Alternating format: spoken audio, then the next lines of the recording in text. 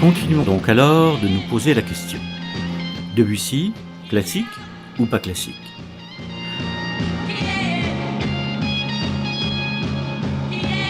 Est-il classique d'avoir un père en prison pour des opinions politiques ? Hors note. Laissons un court moment, Claude avec sa mère, qui désormais prendra seule en charge l'éducation de son fils, et rendons visite à son père. Après un procès expéditif, suite à ses activités d'insurgé pendant la Commune de Paris, il a écopé de 4 ans de prison. 4 années qui, après quelques semaines passées au camp de Satori, seront commuées en déchéance civique et familiale. Mais pour l'heure, il est en prison.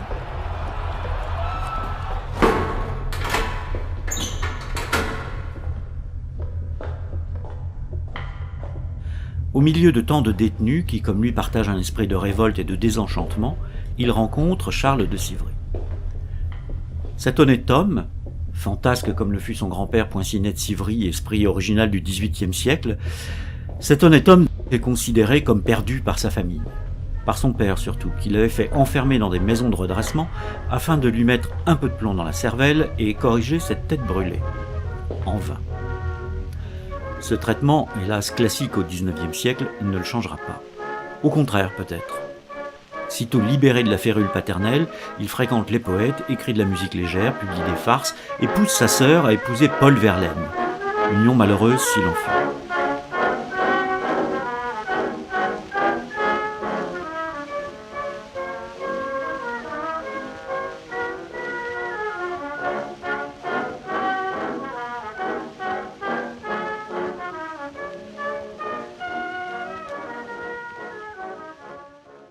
Donc, dans les prisons anticommunardes, Manuel Debussy rencontre Charles de Civry. Les hommes se parlent. Et Manuel raconte comment sa sœur, la belle Octavie, aurait détecté chez son fils une prédisposition pour la musique.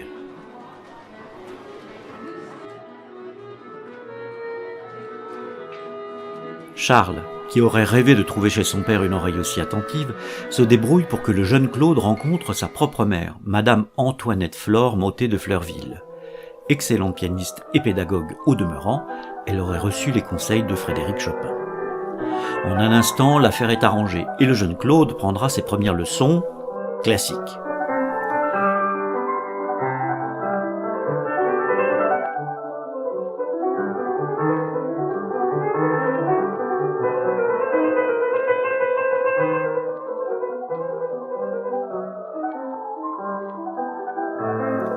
Charles de Civry, qui est devenu entre-temps un ami de la famille, est aussi convaincu des progrès du talent du jeune Claude Debussy. Et à quelque temps de là, pousse Manuel à inscrire son fils au conservatoire de musique. Ce sera fait grâce à l'appui de Félicien David, musicien qui résidait alors à Saint-Germain-en-Laye. Cher monsieur, je vous adresse un enfant que son père désirerait faire entrer dans une classe de piano. L'enfant a un bon commencement. Voyez par vous-même si vous pouvez l'admettre. Vous me feriez plaisir. Bien à vous, Félicien David. Non mais allô quoi. C'est ainsi que le 25 octobre 1870, Debussy entre au conservatoire placé sous la direction d'Ambroise Thomas. Né au commencement du XIXe siècle, il présentait alors pour Debussy ce que les classiques avaient autrefois représenté pour Chopin, de vieux culs desséchés. D'ailleurs, ne dira-t-il pas « il y a la bonne musique, la mauvaise musique et celle d'Ambroise Thomas ».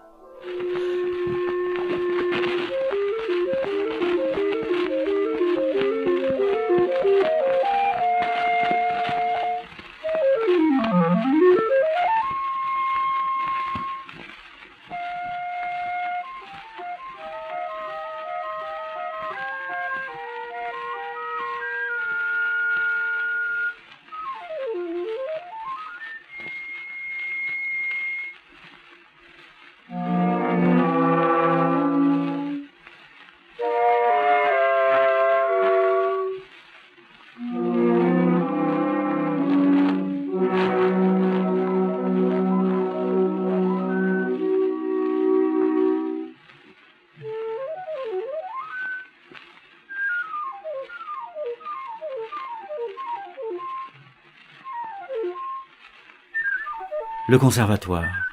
Il y restera 10 années. Et le moins qu'on puisse dire est que ce ne sont pas ses années les plus faciles. Il était souvent en retard, gourmandé d'un côté par ses professeurs et de l'autre par sa mère. Il était rebelle en théorie, jusqu'à l'insolence envers ses professeurs. Il n'y avait que les cours de piano d'Antoine Marmontel qui trouvaient grâce à ses yeux. Marmontel, qui lui-même avait été sinon élève de Chopin, du moins de Mathias, un de ses élèves favoris, et avait même entendu le maître. Bref, un élève classique et rebelle. Pas très classique justement cette attitude, à cette époque du moins.